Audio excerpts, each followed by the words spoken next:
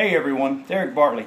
I just recently posted on my Facebook a picture that I got from a town in South Texas that showed a big oak tree right in the middle of an intersection, right in front of a stop sign. And instead of cutting down the tree or removing this landmark, I suppose, the town decided just to build the street right up to it, put a reflector on it, and you have to drive around this tree to get to the intersection.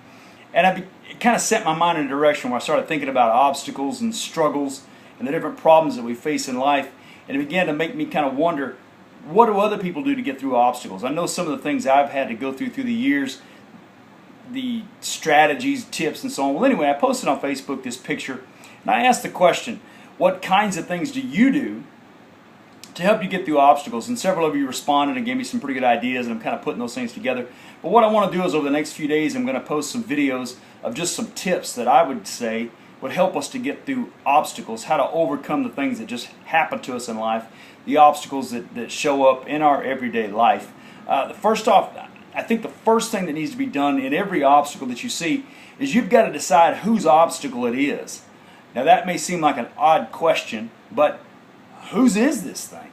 I mean, who is this obstacle intended for? Who is this barrier intended for? Where did this thing come from and why is it there? They say that self-examination, in the world of self-examination, the most powerful tool you can use is a mirror, looking at ourselves. When we examine ourselves, and I look back at every obstacle that I've seen in my life, I've got to decide, was this obstacle for somebody else or was it for me? Sometimes barriers are put up. You know, I spend a lot of time on the road and I see barriers all the time in construction. And I'll be driving through and I realize that barrier is put there to keep me out of the construction area. But the guys that are working on the road crews, they go past the obstacles all the time. They drive right around them. They go, in front of them, behind them, whatever the case may be, because that obstacle was not put there for them. It was put there for me, to keep me out of a particular area. But I think more importantly, I've got to decide, did I put that obstacle there in my own life? I look at the barriers. I may be headed in a direction, headed to do some amazing things in my life, things that I want to do, things I've always felt compelled to do. And when I get to a certain point, there's an obstacle there, there's a barrier there, and I've got to decide, did I put that thing there?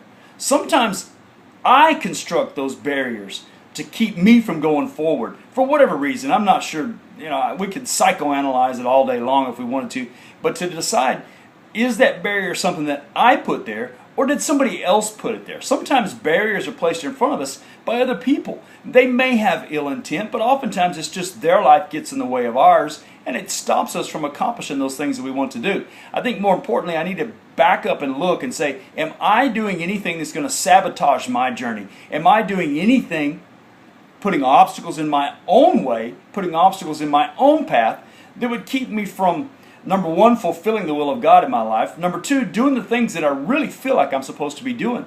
Sometimes the obstacles, I put them there myself. I don't know if it's just a self-sabotage, whatever you want to say, but sometimes we throw up obstacles to ourselves that keep us from progressing. It may be fear, it may be doubt, it may be lack of self-confidence, whatever the case may be. Sometimes when you come up against an obstacle, the first thing to do is decide, who put that thing there? Whose obstacle is it? Is it something I constructed myself? The scripture tells us in Job, the 14th chapter, that life is a few days of trouble. And that's a paraphrase. It actually says, man that is born of woman is a few days and that full of trouble.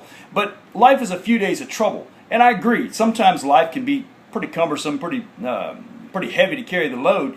And there can be a lot of problems. But I also think that we can minimize the self-inflicted trouble. And when we look at the obstacles that are placed in our lives, sometimes some of them are self-inflicted. Sometimes a lot of the obstacles that I face in my own life are things that I've done to myself. Just because life is in fact a few days of trouble, I can minimize the self-inflicted kind.